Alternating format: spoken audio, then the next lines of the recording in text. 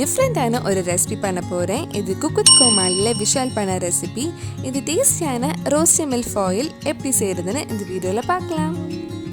First hash brown ready பண்ணலாம். அதுக்கு 2 medium size உருளைக்கிழங்கு துருவி தண்ணியில் 2-3 வாட்டி நல்லா வாஷ் பண்ணி எடுத்திருக்கேன். இதில் தண்ணி எதுவும் இல்லாமல் நல்லா பிழிஞ்சு எடுக்கலாம். இது கொஞ்ச நேரம் ஒரு துணியில் இல்லைன்னா ஃபேன் கீழே ஆற வச்சுருங்க. இதில் தண்ணி எதுவும் இருக்கக்கூடாது. இதில் தேவையான அளவு உப்பு, 1/2 teaspoon pepper, 2 tablespoon cornflour, 1 tablespoon மைதா ஆட் பண்ணி நல்லா மிக்ஸ் பண்ணலாம். இதுக்கு முன்னாடி ஹேஷ் ப்ரவுன் எப்படி டீட்டெயிலாக செய்கிறதுன்னு இதுக்கு முன்னாடி வீடியோ போட்டிருந்தேன். அந்த வீடியோ நீங்கள் இன்னும் பார்க்கலைன்னா அதோட லிங்க் கீழே டிஸ்கிரிப்ஷனில் இருக்குது. மறக்காமல் அந்த ரெசிபியும் போய் பாருங்கள். இது ஃப்ரை பண்ணுறதுக்காக ஒரு கடாயில் எண்ணெய் சூடு பண்ண வச்சுருக்கேன். எண்ணெய் சூடானதும் நம்ம ஃப்ரை பண்ணலாம்.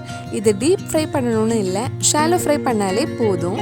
இந்த மாதிரி மெல்லிசாக கையில் தட்டி நல்லா ஃப்ரை பண்ணி எடுத்துக்கோங்க. நல்லா கோல்டன் கலரில் வரணும். இந்த மாதிரி ஃப்ரை ஆனதும் எடுத்துடலாம். இதே மாதிரி மிச்சம் இருக்கிற ஹேஷ் ப்ரவுனும் ரெடி பண்ணிடலாம். நம்ம ஹேஷ் ப்ரவுன் ரெடி பண்ணியாச்சு. அடுத்தது இதுக்கு தேவையான இன்னொரு எலிமெண்ட் மஷ்ரூம் சாஸ் ரெடி பண்ணலாம். மஷ்ரூம் சாஸ் ரெடி பண்ணுறதுக்காக ஒரு பேனில் 1 டேபிள் ஸ்பூன் பட்டர் எடுத்திருக்கேன்.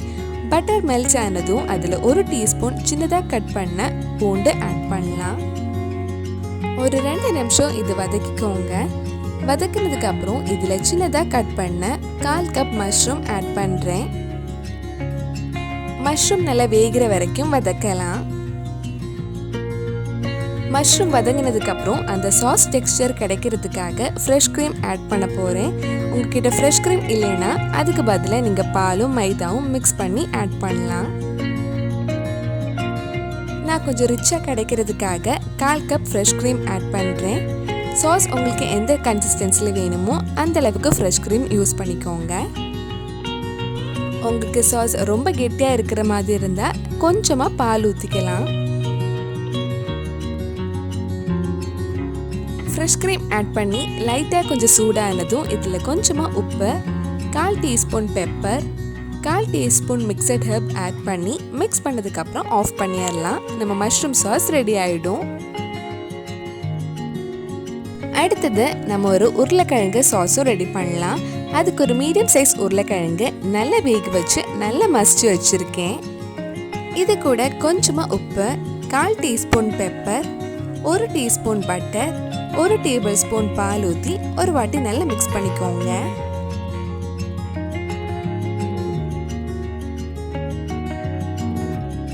உங்ககிட்ட ஃப்ரெஷ் க்ரீம் இருந்தால் 1 டேபிள் ஸ்பூன் ஃப்ரெஷ் க்ரீமும் ஆட் பண்ணலாம். இது ஆப்ஷனல் தான், இல்லைனாலும் பரவாயில்லை.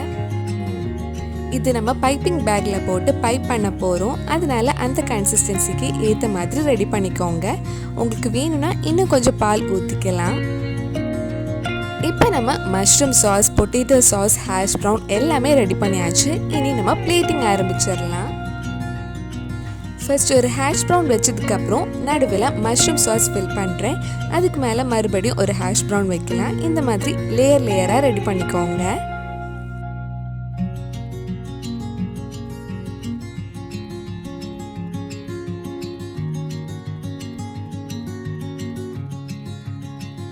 மிச்சம் இருக்கிற மஷ்ரூம் சாஸ் மேலே ஆட் பண்ணிடலாம். நான் பொட்டேட்டோ சாஸ் ஒரு பைப்பிங் பேக்கு மாற்றிருக்கேன். அது அழகாக பைப் பண்ணி டெக்கரேட் பண்ணலாம். இதுக்கு முன்னாடி பண்ண குக் வித் கோமாளியோட ரெசிபிஸ் பார்க்கணுன்னா அதுவும் கீழே டிஸ்கிரிப்ஷன் பாக்ஸில் இருக்குது.